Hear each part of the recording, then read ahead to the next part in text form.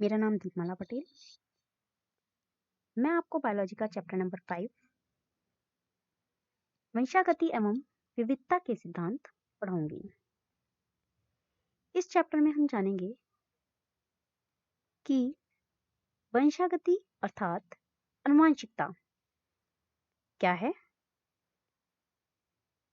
और हमारे माता पिता के लक्षण हम तक अर्थात किसी भी माता पिता के लक्षण उनकी संतानों तक किस प्रकार से पहुंचते हैं और वो कौन सा प्रोसेस है जिसके द्वारा ये लक्षण पहुंच जाते हैं, ये जानेंगे।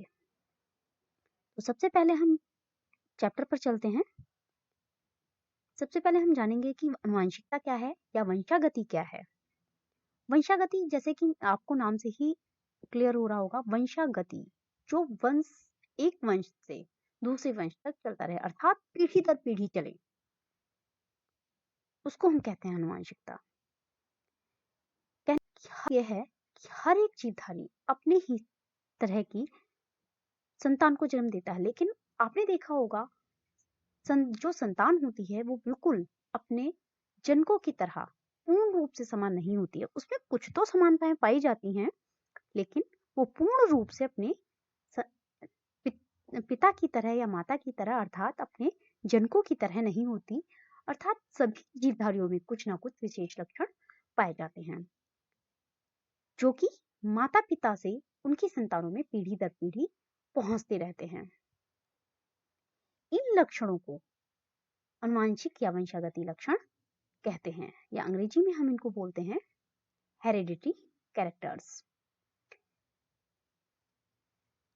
और विज्ञान की वह शाखा जिसके अंतर्गत हम आनुवंशिक लक्षणों के माता पिता से संतान में पहुंचने की रीतियों अर्थात मेथड्स और किसी एक आनुवंशिक लक्षण की उपस्थिति तथा अनुपस्थिति का कारण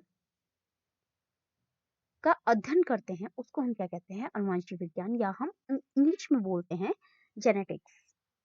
तो हम इसको क्या कहते हैं, जेनेटिक्स। अब आपने देखा, हमने बताया ऊपर कि हर संतान को अपने माता पिता से कुछ लक्षण विरासत में मिलते हैं जो कि उनके जिनको से उन तक आने ही आने हैं, लेकिन उसके भी बाद हर संतान में कुछ ना कुछ अलग लक्षण भी पाए जाते हैं। उनमें पूर्ण रूप से वो अपने जनकों की तरह नहीं हो सकते। हर व्यक्ति हर दूसरे व्यक्ति से भिन्न है। जैसे कि आपने सुना होगा कि डीएनए कभी भी किसी के डीएनए कभी भी मैच नहीं होते, किसी के फिंगरप्रिंट्स जो होते हैं वो कभी भी आपस में मैच नहीं होते। पूरी दुनिया में क्या कहीं भी वो मैच नहीं हो सकते। हर इंडिविजुअल का अपना डीएनए होता है, हर इंडिविजुअल के अपने फिंगरप्रिंट्स होते हैं, मैच नहीं हो सकते। तो कहने का मतलब कुछ लोगों में कुछ विभिन्नताएं भी पाई जाती हैं। जानेंगे विभिन्नताएं होती क्या है। किसी भी जीवधारी की संतति पूर्ण रूप से अपने जनक की तरह नहीं होती है, उनमें कुछ विभिन्नताएं या डिफरेंशिएशन पाई जाती है। ये विभिन्नताएं वातावरणीय या आनुवंशिक होते हैं। वातावरणीय मतलब जो एनवायरमेंटल हो, जो एनवायरमेंट से मिलती हैं, और कुछ होती हैं जो कि आनुवंशिक होती हैं। जैसे कि वातावरणीय, जैसे आपने हिंदी का एक लोकोक्ति सुनी होगी, या फिर आपने बहुत सारी ऐसी कहावतें सुनी होंगी, जैसी रहो संगत वैसी आवे रंगत। इसका जो मतलब था वो क्या था कि जिस पर्यावरण में, जैसे माहौल में आप रहोगे, आप में उसी प्रकार के गुण विकसित होंगे। ठीक है। दूसरी चीज है आनुवंशिक। आनुवंशिक लक्षण कैसे अलग होते हैं। जैसे कि आपने देखा कि 4 पीढ़ियों से एक व्यक्ति के पिता बहुत लंबे थे तो वो भी लंबा हुआ, उसकी अगली पीढ़ी में जब उसकी संतानें हुई तो वो भी लंबी हुई, लेकिन आपने देखा तीसरी बार जब चौथी पीढ़ी आई तो उसमें क्या हुआ, उनकी जो संतान थी उनकी लंबाई कम रह गई, तो अब ये क्या हुआ, अनुवांशिक विभिन्नता हो गई। या फिर मैंने बताया कि किसी की माँ की आंखें भूरी थी, लेकिन उसमें वो भूरी आंखों की जगह या कोई और रंग, हल्का नीला रंग आ गया या कोई और रंग आ गया, तो ये क्या हुई, ये अनुवांशिक विभिन्नता हुई। ठीक है, तो इसको हम क्या कहेंगे, अनुवांशिक विभिन्नता। तो जो वातावरणीय विभिन्नताएं होती हैं वो वंशागत नहीं होती, मतलब ऐसा नहीं कि वो अगर एक पीढ़ी में है तो वो दूसरी पीढ़ी में भी उसी प्रकार से होगी, लेकिन जो अनुवांशिक विभिन्नताएं होती हैं वो वंशागत चलती रहती हैं। आपके दादा परदादा में थी, फिर आपके पिताजी में पहुंची, आपकी फिर उसके बाद में आप में पहुंची, या फिर आपके नाना नानी में जो गुण थे में पहुंचे, माता में पहुंचे, और उनसे वो आपको मिले, और आपसे आपकी संतान को मिले। इस तरीके से जो विभिन्नताएं थी ये वंशागत चलती रहती हैं। इसके बाद में अनुवांशिकी, जो मैं आपको पहले भी बता चुकी हूँ, जीव विज्ञान की वह शाखा जिसके अंतर्गत अनुवांशिक लक्षणों की वंशागति एवं विभिन्नता का अध्ययन किया जाता है, उसे हम क्या कहते हैं, अनुवांशिकी या जेनेटिक्स कहते हैं। ठीक है, इसके बाद में हम जानेंगे कि जो अनुवांशिकी है इसकी नींव असल में किसने रखी, कौन था जो लेकर आया इसको। तो इसको लाने वाले मेंडल थे, जो कि महान वैज्ञानिक थे, और इन मेंडल का पूरा नाम था क्रीकर जॉन मेंडल, जिनका जन्म 1858 में हुआ था, और इन्होंने अनुवांशिक विज्ञान की नींव रखी। मेंडल प्रमुख नगर ब्रून में ईसाई मत के पादरी थे। मेंडल ने सबसे पहले मटर के पौधे पर प्रयोग किए और उनके आधार पर कुछ नियमों को प्रतिपादित किया, और ये जो प्रयोग थे उन्होंने लगातार 8 वर्षों तक सन 1856 से लेकर, सॉरी मैंने आपको इनकी डेट ऑफ बर्थ जो थी वो गलत बता दी थी। जो इन्होंने प्रयोग किए वो 1856 से लेकर 63 तक, 1863 तक लगातार इन्होंने प्रयोग किए। और किस पर किया था, मटर के पौधे पर। ये पूछ लिया जाता है, नंबर में पूछ लिया जाता है कि मेंडल ने जो प्रयोग किया था वो किस पर किया था, किस पौधे पर किया, और उसका जो बॉटनिकल नेम है उस पौधे का वो क्या है। तो इसको हम सामान्य मटर या गार्डन पी भी बोलते हैं। इसका साइंटिफिक या हम कहें बॉटैनिकल जो नेम है वो क्या है, पाइजम सैटाइवम। इस पर प्रयोग किए।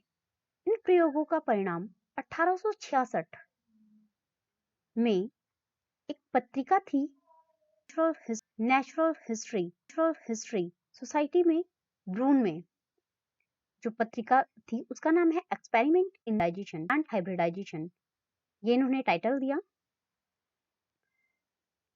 इस शीर्षक से प्रकाशित हुए।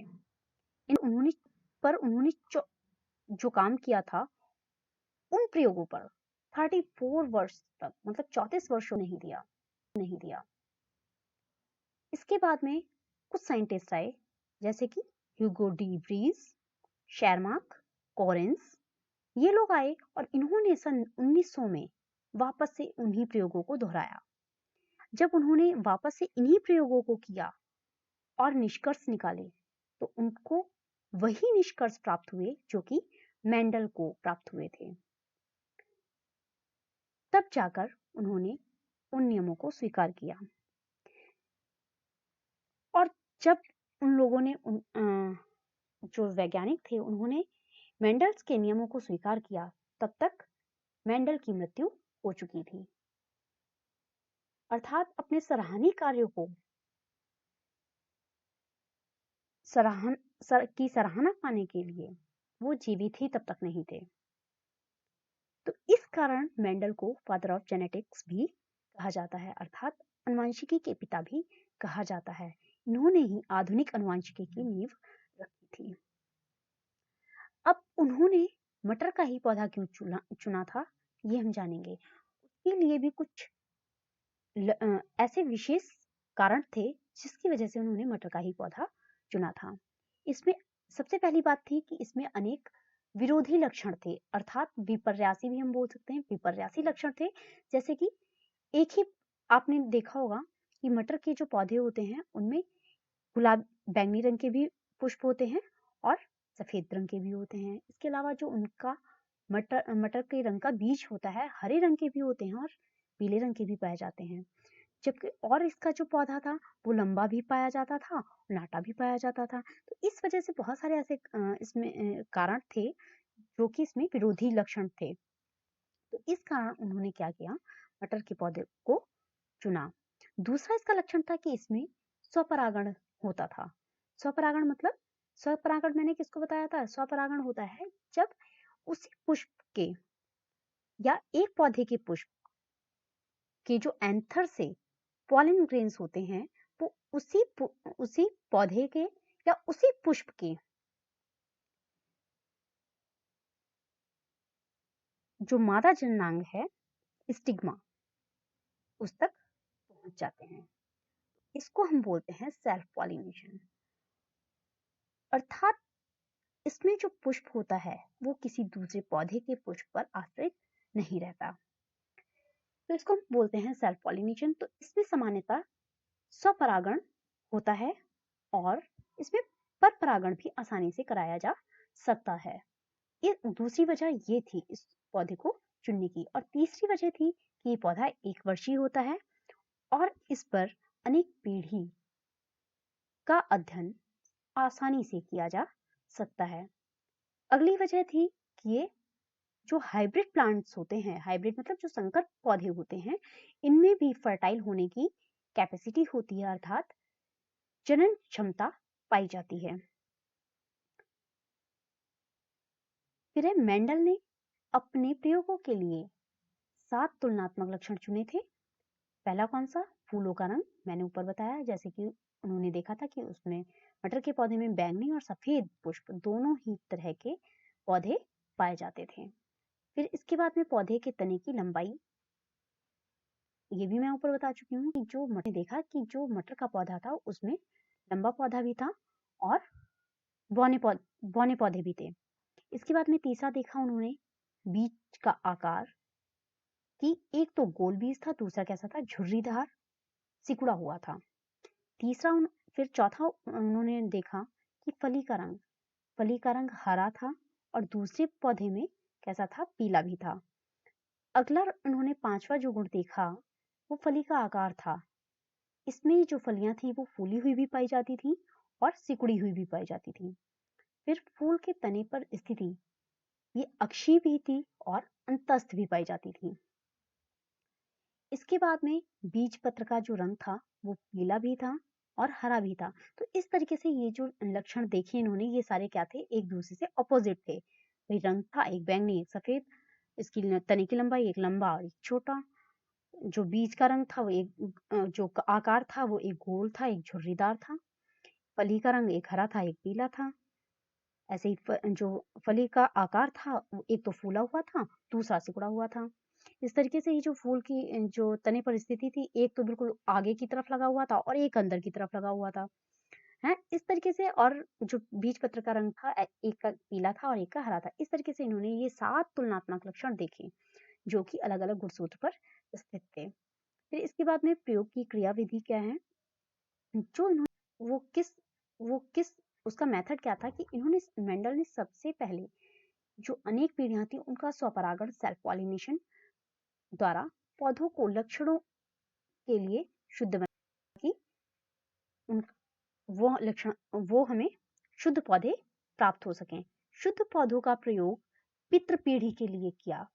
अब जो उन्होंने बार बार जो स्वपरागण कराया था उससे जो पौधे हमें प्राप्त हुए थे, उन्होंने क्या किया, उनको फिर पेरेंट बनाया।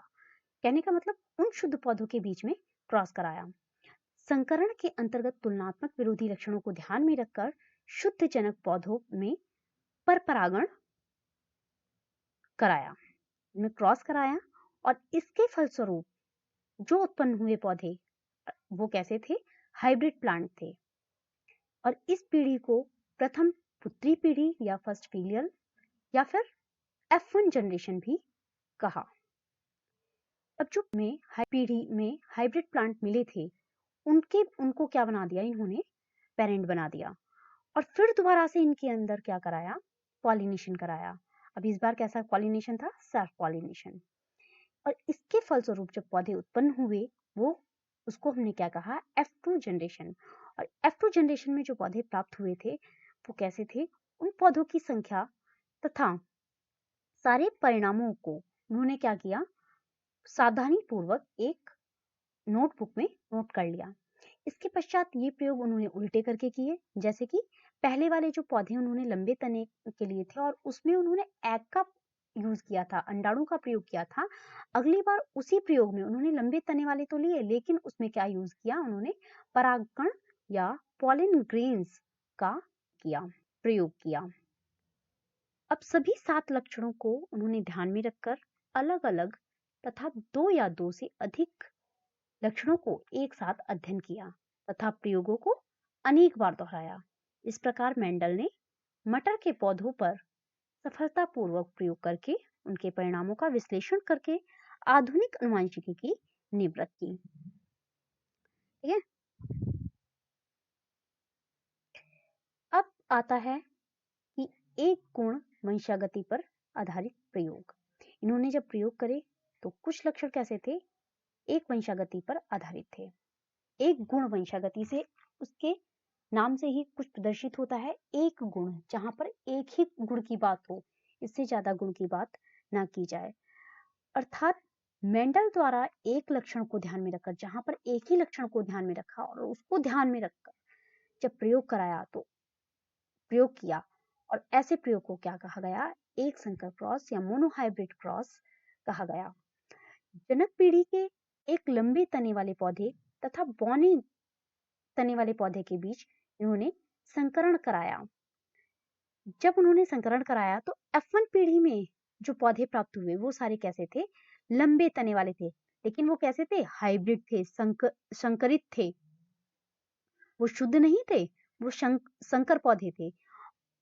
तो लंबे तने वाले पौधे प्राप्त हुए। F1 पीढ़ी के लंबे तने वाले पौधों के मध्य अब उन्होंने क्या कराया, जो F1 पीढ़ी में पौधे प्राप्त हुए उनको उन्होंने क्या बनाया, पेरेंट बनाया, और उनके बीच में उन्होंने क्या बना कर दिया, सेल्फ पॉलिनेशन या स्वपरागण करा दिया। जब उन्होंने सेल्फ पॉलिनेशन या स्वपरागण कराया तो F2 पीढ़ी में जो अब पौधे प्राप्त हुए वो कैसे थे, कुछ तो लंबे थे और इसके अलावा कुछ कैसे प्राप्त हुए, बौने प्राप्त हुए, जिसमें कि अगर हम उनको बाह्य रूप से देखें तो उसमें 3 तो हमें लंबे दिख रहे थे, जबकि एक पौधा हमें कैसा दिख रहा था, बौना पौधा दिख रहा था। और इसको हम क्या बोलेंगे, अगर हम किसी को बाहर से देखकर पहचानते हैं कि ये लंबा है, ये छोटा है, ये गोरा है, ये काला है, तो मतलब बाह्य रूप से देखकर हम जब किसी को पहचानते हैं तो हम उसको बोलते हैं कि हाँ, हमने फिजिकली देखकर पहचाना है इसको। तो फिजिकली से याद रखना आपको, फिनो, फिजिकली से फिनो याद रखना कि फिजिकली अगर हम देख के पहचान रहे हैं तो वो क्या है, हमारे फिनोटाइप। तो जो इनका फिनोटाइप था वो कितना हमें प्राप्त हुआ, 3:1 के अनुपात में हमें प्राप्त हुआ। अर्थात 3 पौधे हमें लंबे दिखे थे तो 3:1 पौधा कैसा था, बौना था। 3:1 के अनुपात में प्राप्त होते हैं और इसे हमने क्या कहा, फिनोटिपिक अनुपात कहा। अब F2 जनरेशन के पौधों की जीन संरचना के आधार पर जीनोटिपिक अनुपात प्राप्त होता है। कैसे, वो हम जानेंगे। देखिए, जैसे आपने आपको ये डायग्राम दिख रहा है, इसमें हमने 2 पौधे लिए, एक कैसा था, जो लंबा था, दूसरा कैसा लिया हमने, ये वाला बौना पौधा लिया। ठीक है, ये पौधा कैसा था, बौना पौधा। अब इस बौने पौधे में आप इनके जीन देख रहे हैं, ठीक है, कैपिटल टी, इसमें कैसा है, स्मॉल टी। ये कैसे हैं, होमोजाइगस, अर्थात इनके जो एलील्स हैं, ठीक है, इनके जो ट्रेट हैं वो कैसे हैं, समान हैं। कैपिटल टी, ऐसा तो नहीं है यहाँ पे कैपिटल टी है, यहाँ स्मॉल टी है, यहाँ कैपिटल टी है, स्मॉल टी है। अगर ये कैपिटल टी है तो दूसरा भी कैपिटल टी है इसमें, और ऐसे ही। जब कहने का मतलब जब दोनों ही ट्रेट समान हो, दोनों ही लक्षण समान हो, दोनों ही कारक समान हो, तो ऐसे जो पौधे होते हैं या ऐसे जो लक्षण होते हैं इनको हम क्या कहते हैं, होमोजाइगस या फिर समयुग्मी, जिनमें समान युग्म हो, अलग अलग ना हो। ठीक है, अब हमने क्या किया, इन दोनों के मध्य हमने क्या कराया, क्रॉस कराया। जब इनको हमने क्रॉस कराया तो इससे जो नया पौधा हमें F1 जनरेशन में प्राप्त हुआ वो कैसा था, लंबा था, कैपिटल टी और स्मॉल टी। अब आपको दिख रहा है कैपिटल टी इसमें है, स्मॉल टी इसमें है, और इसमें लेकिन जब ये नया जो संतान नहीं उत्पन्न, टी भी है इसमें, कैपिटल टी भी है, स्मॉल टी भी है, क्योंकि आपको पता है यहाँ पे इनमें क्रॉस हो रहा है, इसमें इस पेरेंट से भी गुड़ा रहे हैं, इस पेरेंट से भी आ रहे हैं। तो अब ये क्या है, ये शुद्ध नहीं है, ये कैसा हो गया, हाइब्रिड। ठीक है, संकरित हो गया और संकर पौधा। लेकिन ये दिख कैसा रहा है, लंबा। क्यों भाई, बौना भी तो दिख सकता था लेकिन नहीं दिखा। वो क्यों नहीं दिखा, उसकी वजह यह है कि जो ये वाला स्मॉल टी वाला अर्थात ड्वार्फ प्लांट था या बौना पौधा था, इसके जो लक्षण थे वो कैसे थे, अप्रभावी थे, वो अपने प्रभाव को प्रदर्शित नहीं कर पाए। जबकि जो कैपिटल टी अर्थात की टॉल प्लांट था या लंबा पौधा था, वो खुद को, वो कैसा था, वो प्रभावी था और खुद को उसने प्रदर्शित कर दिया। ऐसे पौधे जो खुद के लक्षण को प्रदर्शित कर पाते हैं, या ऐसे ट्रेट, ऐसे लक्षण जो खुद को प्रदर्शित कर देते हैं, उनको हम क्या कहते हैं, प्रभावी लक्षण कहते हैं। जबकि जो दूसरा है वो खुद को प्रदर्शित नहीं कर पा रहा, तो उस ऐसे हम ट्रेट को, ऐसे लक्षण को हम क्या कहते हैं, अप्रभावी। अब ये जो आया, ये हमने कहा कि ये शुद्ध नहीं है, ये कैसा है, संकरित पौधा है। संकरित, या हम इसको हम क्या, इस कारण हम इसको क्या कहेंगे, हेट्रोजाइगस या विषम युग्मजी भी कहेंगे, विषम युग्मी। ठीक है, विषम युग्मी भी कहेंगे। अब इसके बाद में इनसे जो अब हमने क्या कराया इनके बीच में, क्योंकि F1 जनरेशन से हमें क्या प्राप्त हुआ, ये पौधा प्राप्त हुआ, और हमने अब इसको क्या बनाया, हमने इसको ही पेरेंट बना दिया और इनके ही बीच में हमने क्रॉस करा दिया। देखा, ये देख रहे हैं ना, ये टॉल प्लांट है, ये भी टॉल प्लांट है, लेकिन दोनों ही हेट्रोजाइगस हैं। इनके बीच में जब हमने सेल्फ पॉलिनेशन कराया तो हमें F1 जनरेशन में हमें कैसे टॉल प्लांट भी मिल रहे हैं और ड्वार्फ प्लांट भी मिल रहे हैं। ठीक है, आगे हम देखते हैं कैसे ये ट्रेट है। हमने जब इनका क्रॉस कराया तो देखो कैपिटल टी और कैपिटल, जब ये देखा कैपिटल टी और स्मॉल टी। ठीक है, कैपिटल टी ये यहाँ आ गया, और इसका इससे कराया तो क्या हुआ, कैपिटल टी स्मॉल टी ये यहाँ आ गया। ऐसे ही कैपिटल टी स्मॉल टी ये यहाँ आया, और capital T sorry small T ये यहाँ आ गया। तो मैंने अभी पीछे आपको बताया जो कैपिटल टी था वो कैसा था, प्रभावी था, तो इस कारण ये खुद को प्रदर्शित कर पा रहा था। तो ये जब ये कैपिटल टी किसका लक्षण था, लंबे पौधे का, तो इसने यहाँ पे क्या दिखाया, ये प्योर लंबा था, क्योंकि इसमें दोनों ही ट्रेट कैसे थे, शुद्ध थे। दूसरा आया कैपिटल टी और small T. Capital T small T, इसमें लंबेपन का तो है ही है, जबकि और दूसरा कैसा है, बौनेपन का भी है, लेकिन इसमें जो प्रदर्शित होगा वो कौन सा प्रदर्शित होगा, ठीक है, कैपिटल टी। तो कैपिटल टी किसको प्रदर्शित करेगा, अपने गुण को। वो कैसा था, टॉल था, लंबा था, तो ये कैसा बना, हमारा हाइब्रिड टॉल बना। ठीक है, अगला आया कैपिटल टी स्मॉल टी से क्या बना, ये कैपिटल टी स्मॉल टी, और जब कैपिटल टी स्मॉल टी जो है, इसमें भी कैपिटल टी है, तो ये भी यहाँ पर भी ये अपना लक्षण प्रदर्शित करेगा, और ये कैसा पौधा बना लेगा, हाइब्रिड टॉल। ये भी संकर लंबा पौधा बनाएगा। ठीक है, ये भी शुद्ध नहीं है, ये भी कैसा होगा, शंकर, क्योंकि इसमें ये देखिए, ये जो कैपिटल टी है लंबेपन का गुण है, और जो स्मॉल टी है वो बौनेपन का। तो गुण तो दोनों है, लेकिन प्रदर्शित केवल एक ही हो रहा है, प्रभावी केवल एक ही है, कौन सा, लंबे वाला। ऐसे ही दूसरा है, फिर ये स्मॉल टी है और स्मॉल टी, इनसे क्या बना, स्मॉल टी। लेकिन अब यहाँ पर आपने देखा कि यहाँ पे ये भी बौनेपन का गुण है, ये भी बौनेपन का गुण है। जब ये दोनों ही बौनेपन के गुण हैं, तो ये कैसा पौधा बनाएगा, प्योर ड्वार्फ, या हम इसको क्या कहेंगे, शुद्ध बौना पौधा, क्योंकि इसमें दूसरा, अगर कैपिटल टी होता है तो ये अपना लक्षण अपना प्रभाव दिखा देता, लेकिन यहाँ पे तो कोई और प्रभाव दिखाने वाला था ही नहीं ना, तो इसने क्या किया, इसने अपना प्रभाव दिखाया और ये कैसा पौधा बना दिया, बौना पौधा। तो इस तरीके से इसमें क्या है, जब हम F1 जनरेशन में क्रॉस कराते हैं, सेल्फ पॉलिनेशन कराते हैं, तो जो पौधा बनेगा तो लंबा भी बनेगा और बौना भी बनेगा। तो अगर हम इसको फिजिकली देखें तो हमें ये 1 2 3 3 पौधे हमें कैसे दिख रहे हैं? लंबे। ठीक है, तो फिजिकली हमें 3 पौधे हमें कैसे दिखे? लंबे। जबकि एक ड्वार्फ सा दिखा, पौधा कैसा दिखा? एक पौधा हमें दिखा। ठीक है, तो एक हो गया ड्वार्फ। तो फिनोटिपिक रेशियो इसकी कितनी हो गई? 3:1। जबकि जीनोटिपिक अगर हम देखें तो कैपिटल टी वाला कितना है? पौधा है, अर्थात जो प्योर टॉल है, शुद्ध लंबा पौधा है, वो कितने हैं? 1। तो ये हमने लिख दिया 1 पौधा। अनुपात, अब हमें कैपिटल टी स्मॉल टी, हम इनके जीन देख रहे हैं। ठीक है, ये दोनों समान जीन वाले हैं, हाइब्रिड टॉल हैं, तो 2 पौधे हमें कैसे, या हम संकर लंबे पौधे कहेंगे। ठीक है, तो 2 पौधे हमें कैसे मिल गए? लंबे पौधे, जो कि हाइब्रिड थे। और तीसरा पौधा हमें कैसा मिला? एक पौधा हमें कैसा मिला? जो कि शुद्ध बौना पौधा था, स्मॉल टी वाला। हम इसके भी जीन देखे, इसके भी जीन, और किसी में तो है नहीं ऐसे जीन, स्मॉल टी। तो एक पौधा हमें अनुपात लगाकर हम लिखेंगे एक प्योर ड्वार्फ प्लांट। तो इसकी जो फिनोटिपिक रेशियो थी वो क्या हुई? 3:1। जबकि जीनोटिपिक रेशियो क्या हो गई? 1:2:1। ठीक है, अब हम आगे चलते हैं।